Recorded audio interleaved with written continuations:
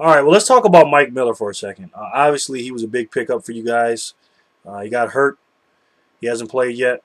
What are your feelings on him when he comes back, and how will he help and add to the team? I've got a lot of respect for Mike Miller. I can't wait for him to come back. He's from what I've seen over his career, I really respect him, and I think he's just going to add to the overall offense to the side. And it has been struggling so far this season. I think he'll lift them, and it'll also add depth to their bench once more again. So yeah, I see him coming in as a strength when he comes back. Yeah, because he'll definitely give them another person that they can pass to. A lot of people don't realize that he's a really good passer. People just think he's just a standstill shooter. I mean, this guy can play. He can play ball. So it'll actually give LeBron and D Wade a chance to rest together, and Mike Miller can run the team. That's how good he is, in my opinion. Now, what's your thoughts right now on Chris Bosh? Kind of like the third man out. A lot of people have been talking about him being a jump shooter, not rebounding enough, not playing well enough defense. I mean, pretty much people have been bashing the guy. What are your thoughts on Chris Bosh right now? My thoughts on Chris Bosh. He's been obviously underperforming this season, and I've got no problem with that. It's a chemistry thing, and it's getting to know all the players, things like that, getting to know your role in the team.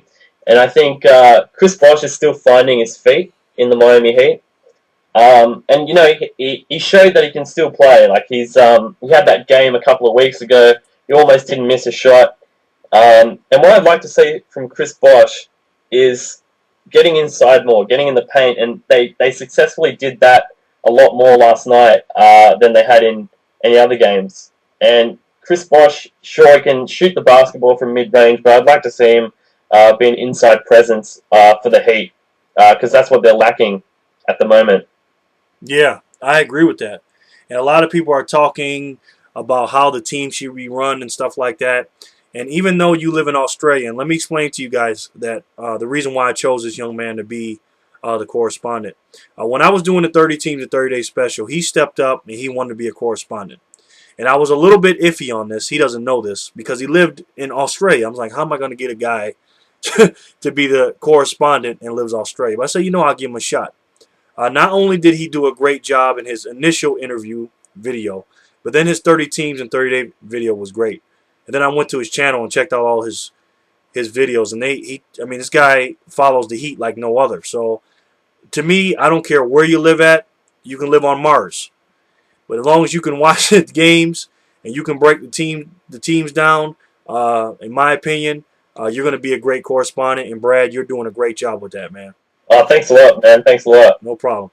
Now, speaking of Chris Bosh being down low and your lack of bigs, if you could run the team in a nutshell, I'm saying real simple. How would you run the team, and what would be your starting lineup, or what would be a basic offensive system, and how would you use the players in a basic system?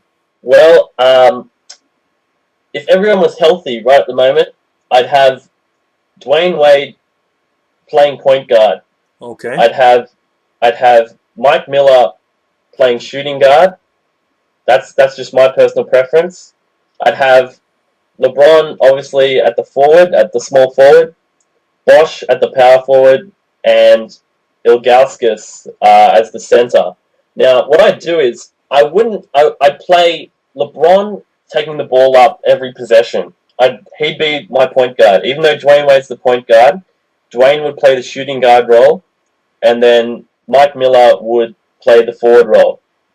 Now, from what I've seen so far, LeBron has played well with the ball in his hands, and when Wade comes off the court, he takes over the game. It's just his game.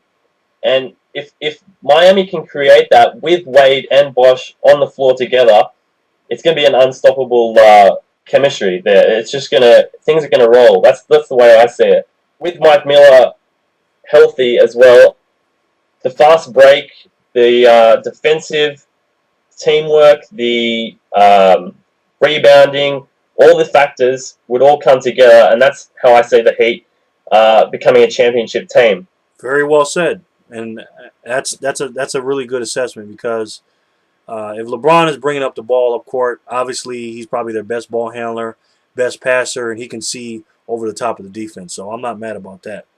Now, as far as LeBron James and Dwayne Wade playing together, a lot of people have been questioning that as far as if one player is at the top of the key, the other's on the wing, on the weak side, and they're not playing off each other. And if one is having a good game, one is not. What's your feeling on that whole thing? And in your opinion, can these two play together at the top of their games, or can they play the way LeBron played in Cleveland, bring his A-plus game from Cleveland to Miami, and then Dwayne Wade play his game that he's been playing in Miami? Can they put those two together and make it work? I think they can. I think it's just a matter of experience. It's a matter of time with each other, knowing each other, and this will come with games following this season. And I think they can. I think at the moment, you've seen if LeBron's running the show and Wade's just standing there on the side, not doing much, and it's vice versa, things like that. I think with experience and with time, they can both bring their A game to the floor.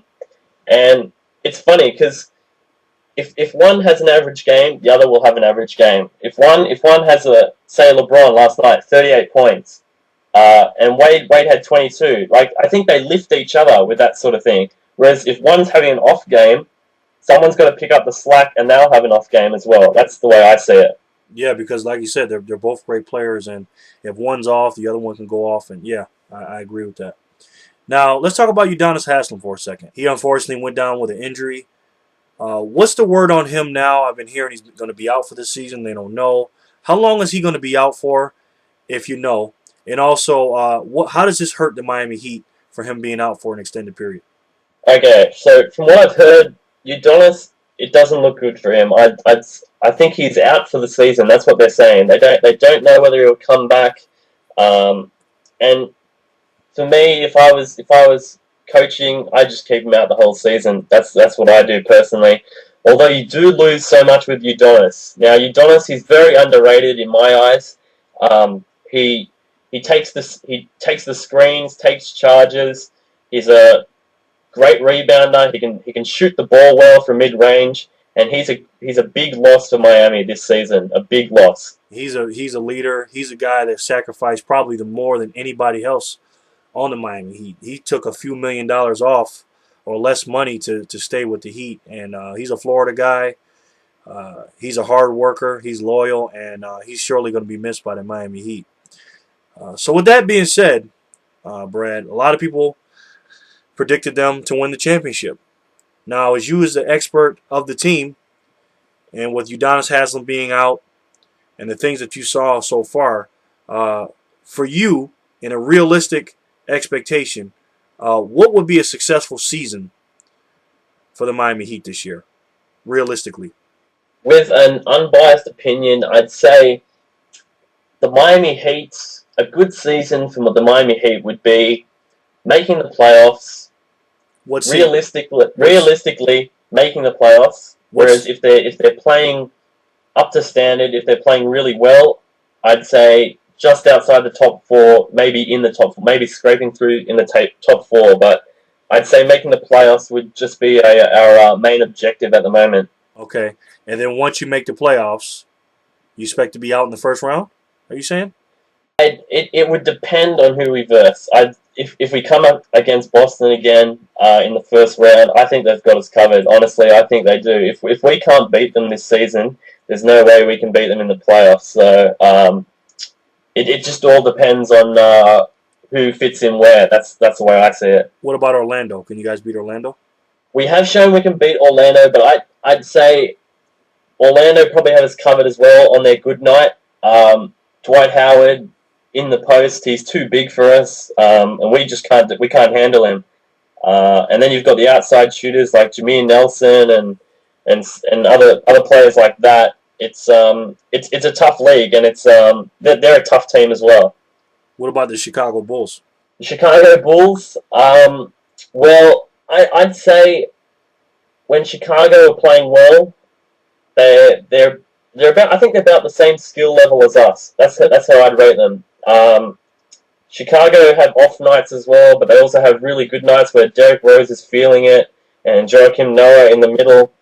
He's tearing it up. So I'd say we could beat Chicago. We could beat Chicago. Okay. Well, Brad, thanks a lot for coming on the show, man. You did an excellent job today. Thanks a lot, Jerry. Thanks a lot for having me. It's been a pleasure. No problem, no problem. And guys, make sure you check his channel out. Subscribe to the favorite team in the world, the Miami Heat. Either their favorite because you like watching them, you want to root for them, or whatever. He actually does highlights of every single game.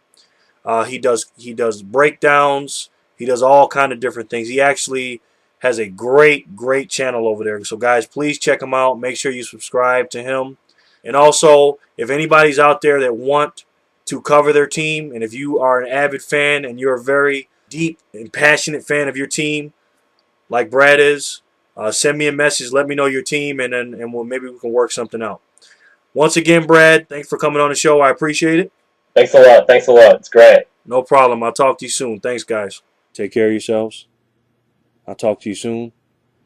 And don't forget, if you can believe it, you can do it. Thanks for watching. You guys know I appreciate it. And remember, folks, always treat people how you want to be treated, and everything will be okay. This is NBA Jerry, and I'll talk to you guys soon. Enjoy the NBA season. Peace.